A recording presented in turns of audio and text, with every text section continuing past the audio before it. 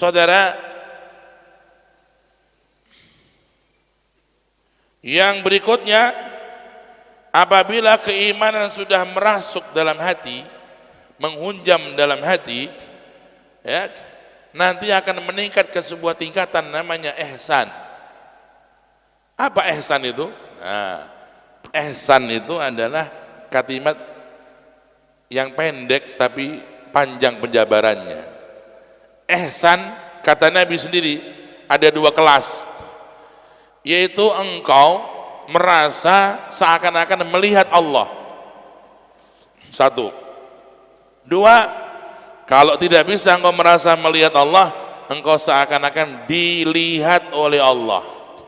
Dilihat oleh Allah. Ya.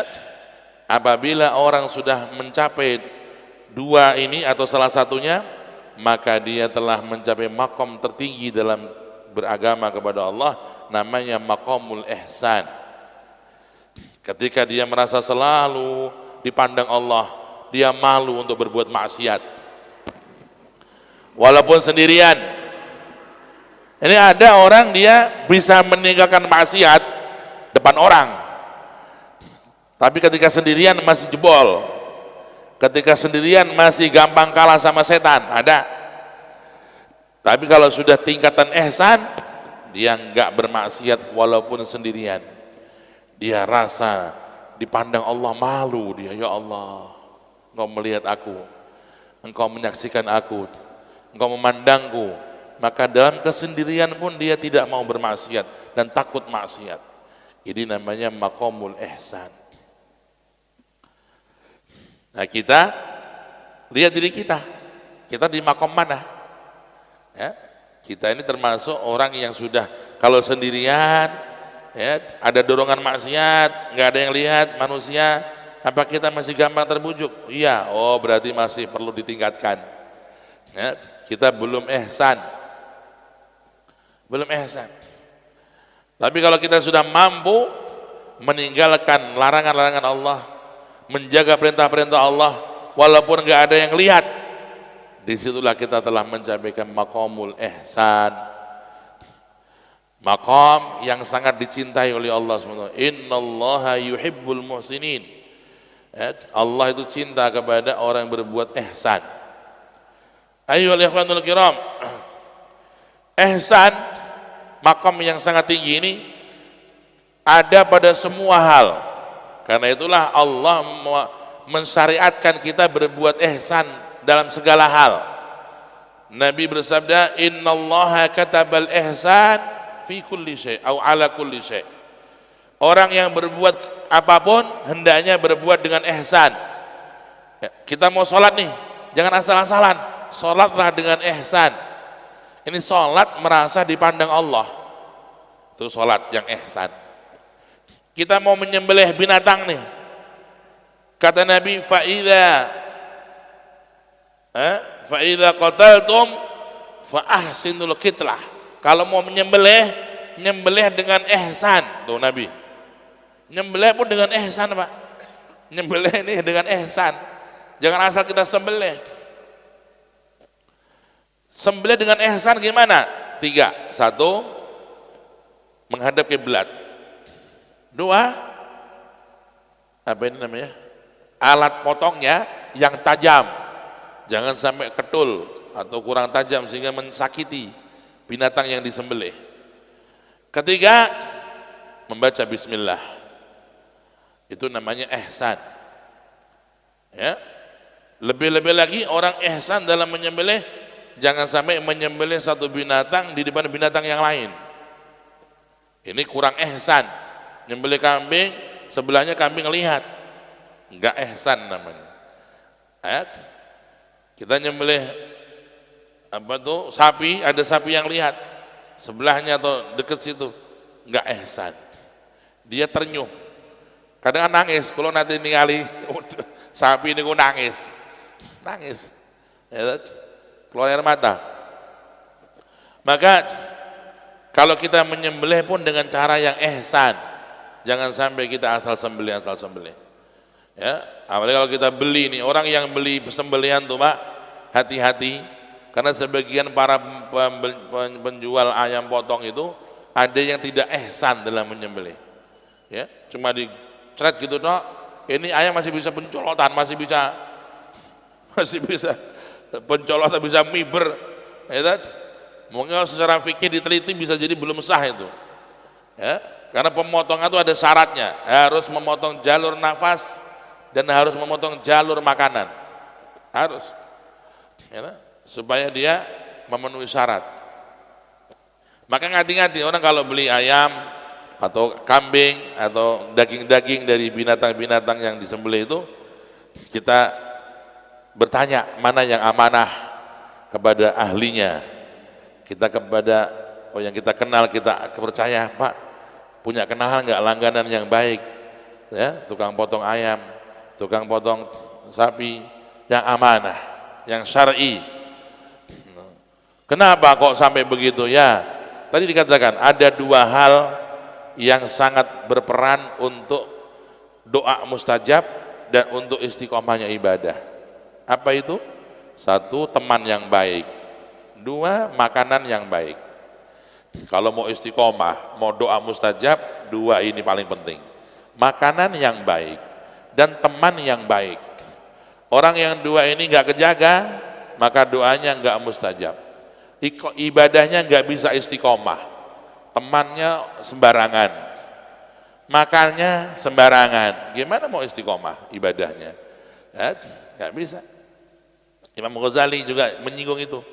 Jadi teman yang baik, makanan yang baik akan membawa dampak positif. Ibadah kita istiqomah dan doa kita diijabah oleh Allah Subhanahu wa taala. Saudara-saudara, ihsan dalam segala hal. Ihsan di dalam ngaji. Nih, sekarang ngaji ya? Sekarang ngaji kan? Oh, semua ngaji kita. Tapi yang ihsan jarang. Hah? Yang ihsan jarang. Ngaji yang ihsan gimana? Mendengarkan dengan seksama. Perhatian. Lan ojo ngantuk. Hah? Kalau ngantuk nggak ihsan, ya, nggak ihsan, ngantuk, itu nggak ihsan. Itu apa? Qala ta'ala, fabashshir ibad alladzina yastami'una al-qaul fayattabi'una ahsanah. Ya, beritakan kegembiraan kepada mereka hamba-hambaku yang mereka itu mendengarkan dengan seksama nasihat, mendengarkan dengan seksama ilmu yang disampaikan. Isma'u, ya, jangan kita ngaji kita ngantuk, ya, harus dilawan tuh. Ya, kalau kita ngantuk, kita lawan. Minasyaiton. Itu katanya ada satu orang wali ketemu sama setan di pasar, telanjang bulat gak pakai apa-apa, bawa botol 2. Iblis, setan bisa ngelihat. Wali-wali Allah punya ilmu mukasyafah, bisa ngelihat iblis. Kamu nggak malu di pasar telanjang? Oh, nong pasar kabeh anak buahku kabeh. Ada apa malu saya? Pasar ini tempatnya anak buah saya katanya. Orang kalau ke pasar ya ibu-ibu ya, jangan lama-lama. Pokoknya itu dipercepat. Belanja boleh ke pasar, Nabi ke pasar, Allahumma sholli ala Muhammad. Ya, Rasulullah masuk pasar, tapi seperlunya, jangan lama-lama. Ya, kita ke pasar cepet-cepet beli ini selesai pulang, jangan kita lama-lama. Ya, karena tempatnya setan berkerumun, tempatnya setan ngajak kita maksiat di pasar. Nah, udah ketemu orang ngerumpi, sampai berjam-jam tuh. Mau ghibah orang 100 bisa juga tuh. Ya, di pasar kita bisa ngelihat haram nih, anak-anak muda tuh. Di pasar, di mall, cuci mata katanya. Ya, cuci mata. Ya, dia lihat harim, lihat perempuan, lihat aurat perempuan, la ilaha illallah. Ini pasar. Ya. Jadi Rasulullah masuk pasar, tapi beliau kalau masuk pasar seperlunya.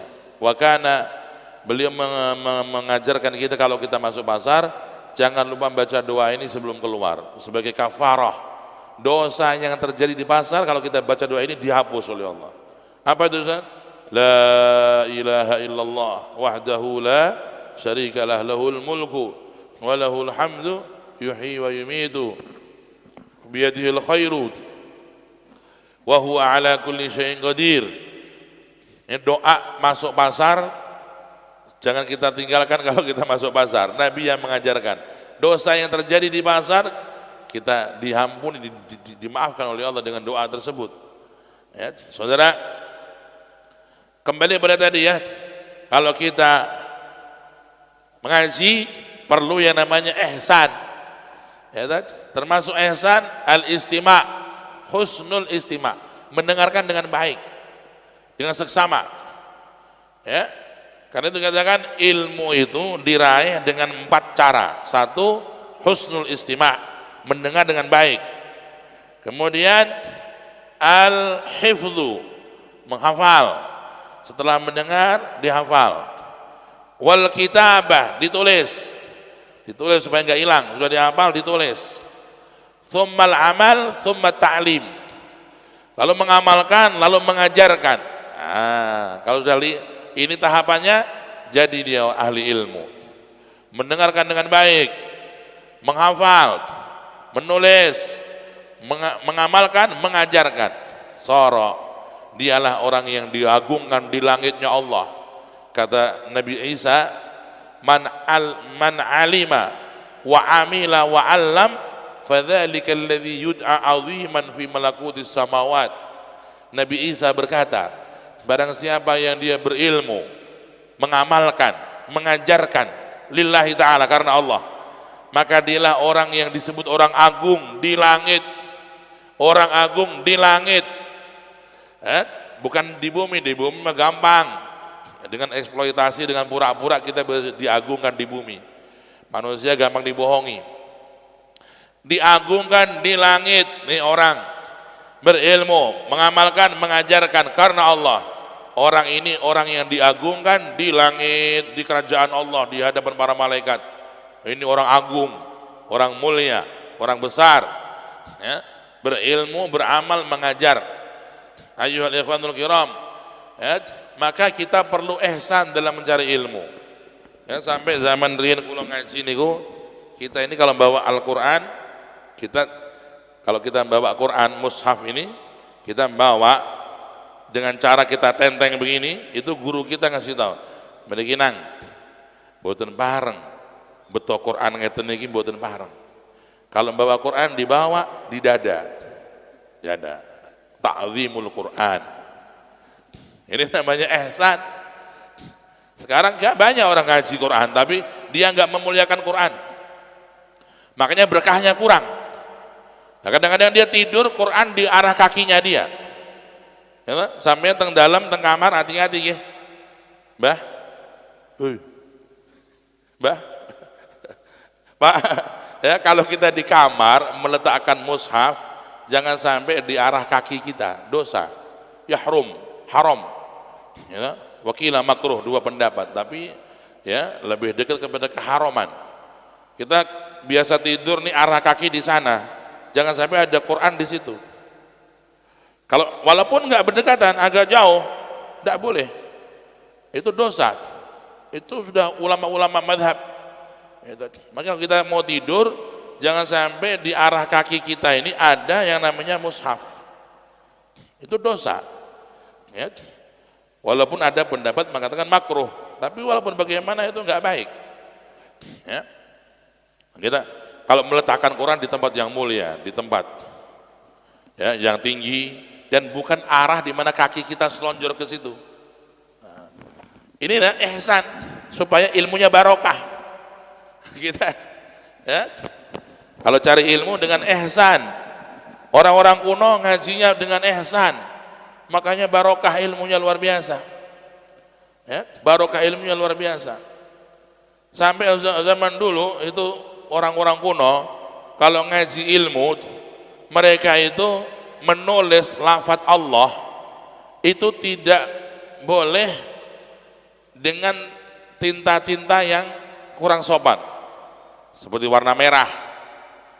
Nah, warna yang disenangi yang umum warna hitam. Terus nama Allah itu ditulis dengan lebih besar daripada nama yang lain. Terus orang zaman dulu termasuk ihsan meletakkan kitab itu ada urutannya. Jangan sampai kita meletakkan kitab di atas Al-Quran. Nih gimana coba santri-santri itu? Sekarang malah udah lebih parah lagi, HP diletakkan di atasnya Quran. Ada nggak? Ada nggak? Ada apa nggak? Loh, jawab, ada nggak? Ada. Kita ini kadang-kadang karena mungkin lupa, HP kita letakkan di atas Quran. Ini bukan ihsan ini. Gimana mau barokah ilmu? Ya? Maka penting orang mencari ilmu, kita mendengarkan majelis ta'lim dengan ihsan. Ya, orang yang hadir majelis ta'lim dengan ihsan beda pahalanya, barokahnya dengan yang sekedar hadir. Beda, walaupun hadirnya sama, jamnya sama, hasilnya beda. Karena ini kelasnya ihsan, ini kelasnya iman, ini kelasnya Islam, berkelas. Seperti gerbong Surabaya Jakarta, ada kelas ekonomi, ada kelas bisnis, ada kelas VIP, ya beda. Sama jamnya, sama jalurnya, tapi kelasnya beda. Tentunya kita kepingin yang kelas-kelas VIP, maka bersikaplah ihsan, ya, di dalam segala hal, ya, ihsan di dalam sholat, ihsan di dalam ibadah, ya. Ini ada satu hal yang sering saya lihat, ya, orang kalau masuk dalam masjid sholat jamaah, itu ada sering suka dia sholat sendirian di sof belakang, ya. Jadi mereka saya kosong, karena dia malas ke sana, dia bikin sof sendiri di belakang, dewean.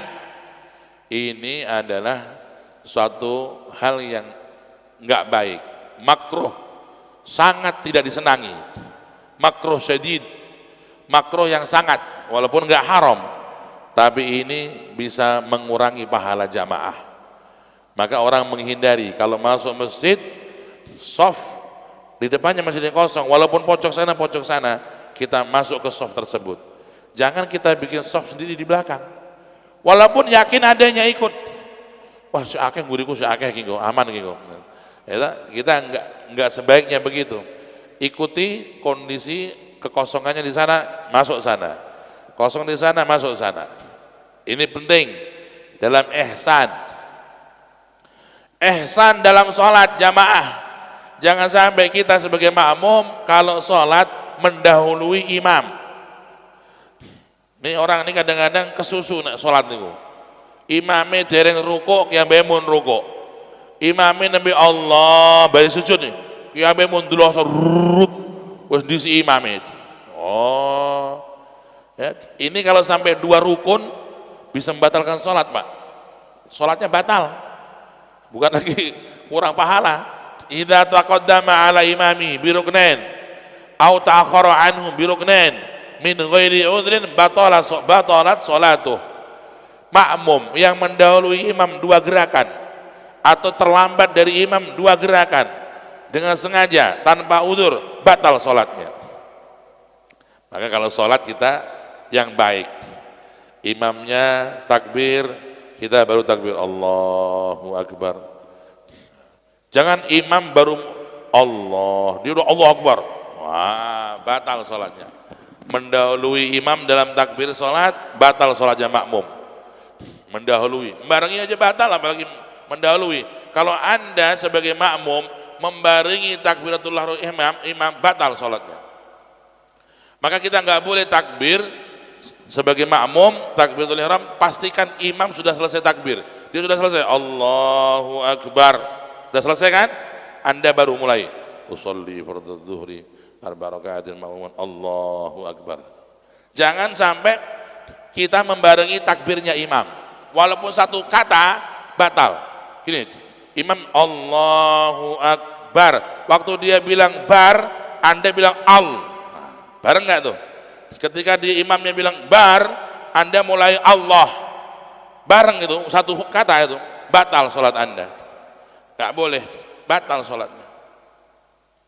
Ya, penting ini. Ini ilmu ihsan dalam sholat. Maka makmum paling bagus kalau mau takbir, pastikan imam sudah selesai takbir. Allahu Akbar. Anda baru usolli fardhu dhuhri. Allahu Akbar. Ketika dia udah rukuk, kita rukuk. Allahu Akbar. Dia sujud, dia sujud. Ikutin. Innama ju'ilal imam liyutamma bihi. Yang namanya imam itu diikuti, bukan kok kita mendahului imam. Ya, ini penting ya dalam urusan ibadah kita, supaya kita itu ikut Nabi, Allahumma shalli ala Muhammad, ikut Rasul, Allahumma shalli ala Muhammad, ikut penolong kita di akhirat, Allahumma shalli ala Muhammad, dan lain-lain hal. Ya, jangan sampai kita ini ya keluar daripada arahan dan bimbingan beliau Kanjeng Rasul Sayyidina Maulana Muhammad sallallahu alaihi wasallam. Ayyuhal ikhwanul kiram, ya, maka 3 kelas ini, al-Islam, wal iman, wal ihsan. Kita berlomba di sini saudara-saudara. Keislaman yuk tingkatin sampai mencapai keimanan. Kalau sudah iman, terus jaga kualitasnya sampai mencapai maqamul ihsan. Kalau sudah ihsan, itulah puncak idaman orang-orang yang mukmin, meninggal dalam keadaan mencapai maqam keihsanan. Mudah-mudahan Allah menyampaikan kita maqam tersebut. Amin Allahumma amin ya rabbal alamin.